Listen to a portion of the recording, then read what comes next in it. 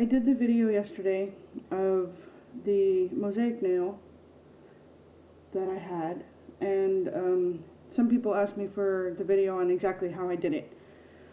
So I did a video earlier and it turns out that I'm left-handed, and it made it incredibly awkward because the camera was on the left-hand side. So I'm going to go ahead and just start it over and show you how I did it. I don't have a model, so I have my little finger, which is fine. And you see my little dish here has liquid in it, not a whole lot. I never use a lot because by the time I'm done this will be gone and I won't have any waste.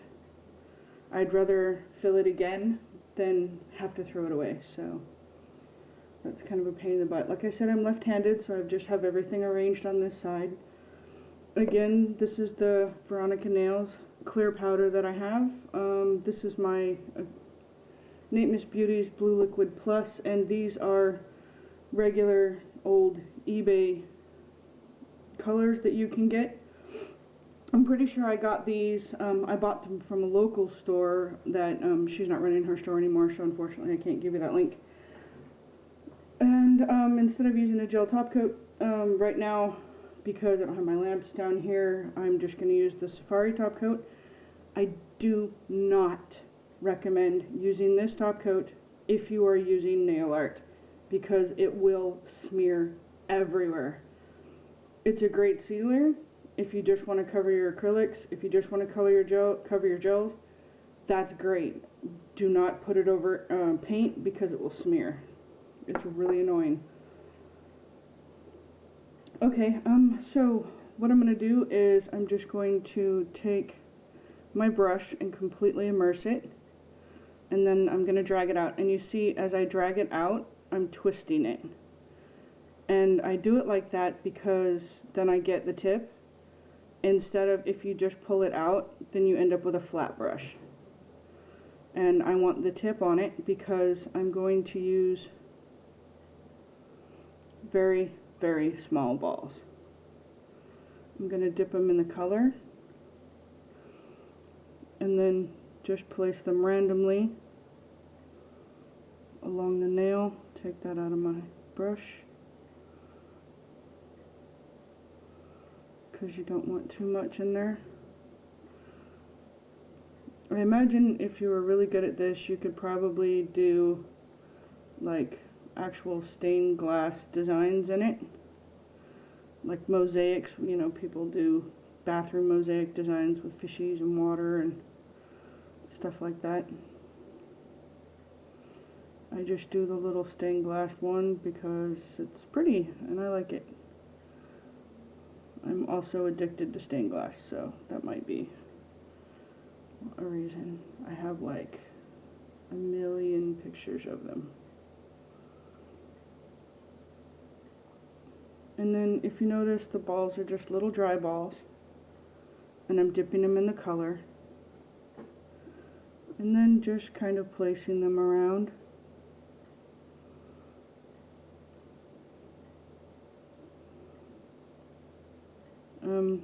A friend of mine actually said that if you were not bored, you could, well, if you were bored, you could actually go in between these little balls with a darker color, like a black, and outline a specific design. But I'm not that creative. I am, I'm just not that talented, I guess. And then some darker colors here to break up the light ones. I did do this design with like 3 colors because I thought it would be easier. And then I realized you're really struggling to put color in between without getting the same colors touching. So I thought this time around I would use some more color, and I thought I would use these vibrant purples, and you have to admit, I mean, that is an awesome red. Deep, deep red. Everybody says to avoid these eBay stuffs, but I'll tell you what, these little acrylics are really nice. I've not had a problem with them at all. And the only problem I have with colored acrylics is that you have to encapsulate them. You can't use them standalone because you can't file them. But that's fine. I'm trying to do this relatively quick because last time my video ran over. Oops. Wipe that off. Don't want to get too much, really.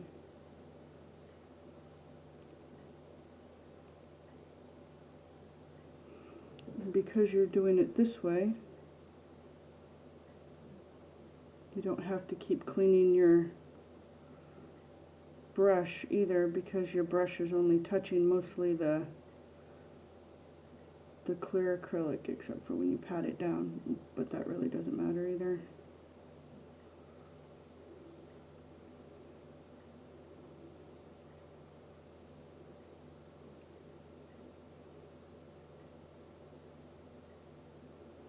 I don't know, I probably pulled this too far away. There you go. Hopefully that's better. It's too wet. Oh well. You really got to push it down in there into the design. If you don't, you won't see it that well.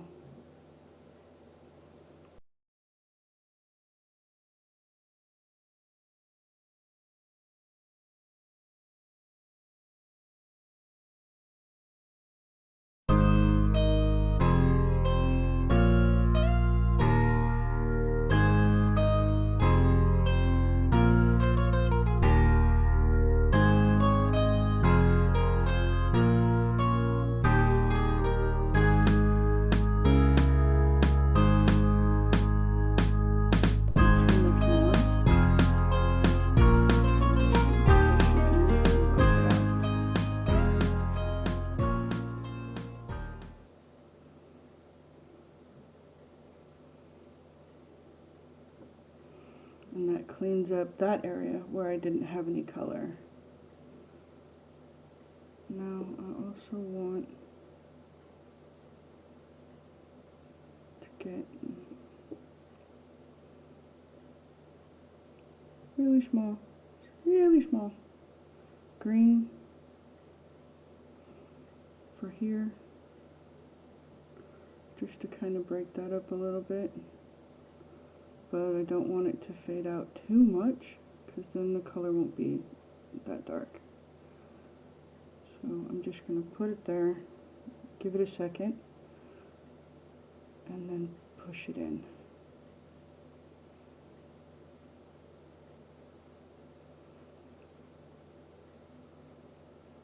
And that's really all there is to that design. Just a few more, and then I'm going to encapsulate it. And then I'm going to file, buff, and top coat. Oops, not that color. It's one thing that's fun about acrylic. If you don't like it, you could just wipe it off. Purple, well, no, this one. I'll put it right there.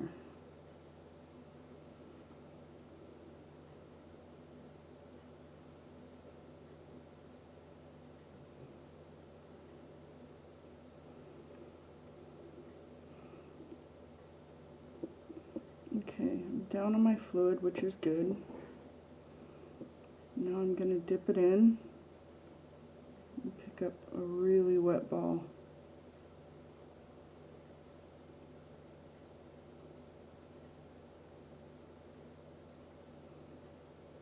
And I'm just going to drag it down.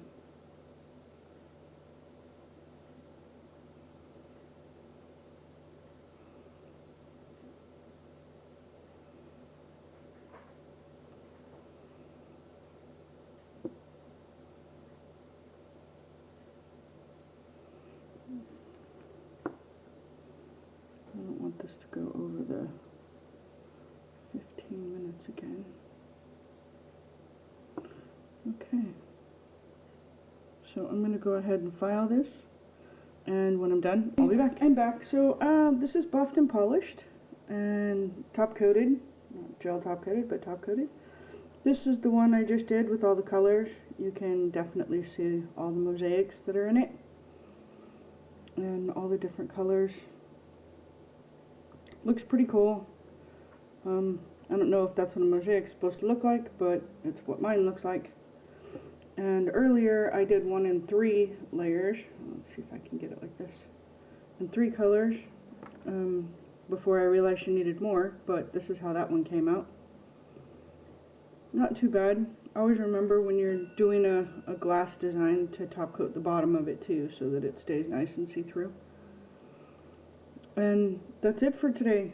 So I will see you next time. Thank you. Bye.